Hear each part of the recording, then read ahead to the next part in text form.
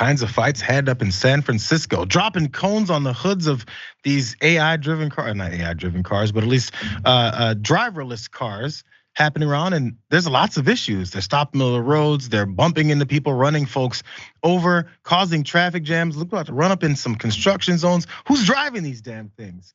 Apparently there's a way to stop it. And I don't know why, but that damn cone putting on the hood is just over. But I'm sorry that it's gonna cause it to sit there right where we don't want it. There's a movement, it's called the Week of the Cone. So at least it's only for 1 week. And it's orchestrated by Safe Street Rebel and their cone campaign. So this Week of the Cone, as this group is calling this now viral prank on Twitter and TikTok, is a form of protest against the spread of robotaxi services in that city, as you heard. And appears to be getting traction with residents who are sick of these vehicles malfunctioning and doing all those ridiculous things in traffic.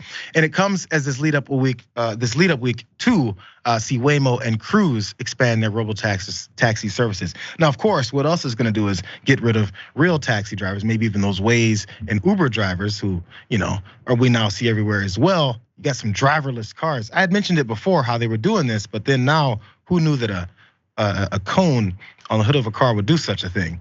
There's other things happening from the Tesla side of things, which I'm definitely prepared to talk about in a second. But Jordan, so I don't know. I haven't seen, maybe it's San Francisco where all these things are getting started with tech up there, but I haven't seen any of these cars down here, and I would expect it pretty soon. I have seen those robots on the sidewalk that are delivering people's food, which may get jacked at any moment in Los Angeles. First thoughts? Yeah, I mean, San Francisco is kind of the playground for this kind of stuff. That's where the companies are. That's where they're going to test everything. And if residents hate it, like I understand it. They're oversaturated with these types of companies, and it's blocking their roads. It's getting in the way. The one in that clip, you can see a car is parked in a crosswalk. That's really annoying. It's annoying when a human does it. It's especially annoying when a tech company's project does it. So I love this campaign so long as those cars don't get in the way any further. I hate that these types of technologies, as we've seen, especially with Tesla, any auto driving stuff is incredibly dangerous. We're just not there yet. I guess it's okay to think about in the future if we have reliable and safe and proven technology. We just don't yet. And testing that on streets where people are walking or riding their bikes or emergency vehicles are trying to get through, no, that's just a non-starter for me. Maybe there's some kind of way they can have somebody in some other office that can control it once it is jammed, or once it makes a stop, or once it does something that it doesn't need to do. But that'd be thinking too far ahead. There are some of the folks, you mentioned those Tesla drivers, and they are thinking a little bit further ahead. Let's watch some of the things that happen with the automated systems, the automated driving systems that require you to keep your hands on the steering wheel on a Tesla. They found a workaround. Watch this.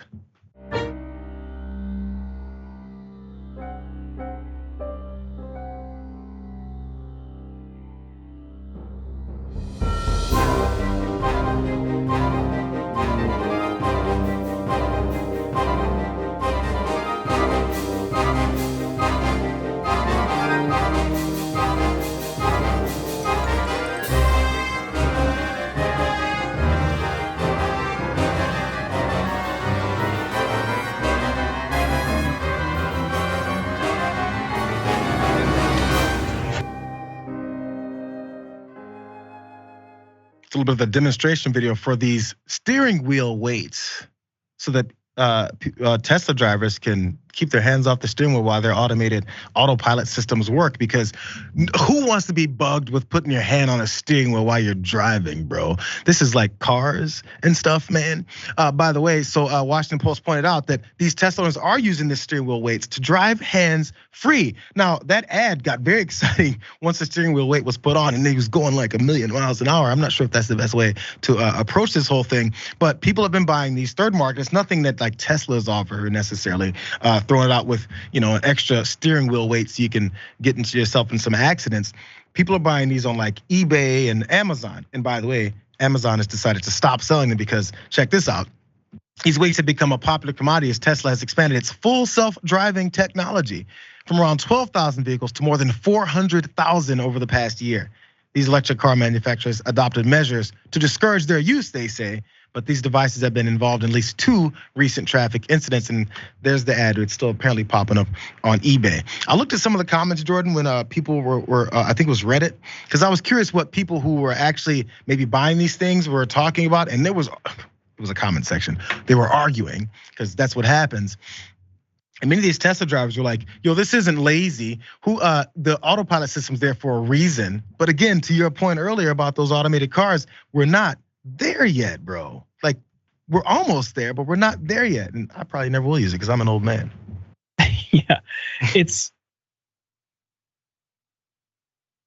terrible pileup in San Francisco last year that, companies like Tesla and other people try to cover up and say it wasn't auto self-driving technology that caused it.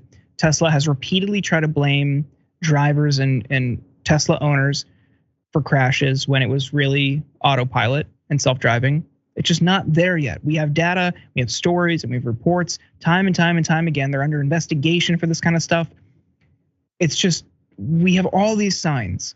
This isn't there yet. This is dangerous. And what is the capitalist market solution? Hey, here's a piece of foam or weight that you can put on your steering wheel so you could just keep driving dangerously. Sorry if anyone else gets killed, but at least you don't have to put your hands on the steering wheel for your 15-minute drive. Next is the bypass of drunk driving, I guess. Some people, I had a buddy in college, I'd never heard of this device before, but a friend, he said in high school got busted for like DUI or something, or he was in college. And he had to put like a breathalyzer device to start his car for like however long, because it was a bit of a probationary period for him to drive. Imagine if some third aftermarket company makes some way to get around that. It's for safety, you guys, it's for safety. Don't just try and go around it, but that's the way of the world right now.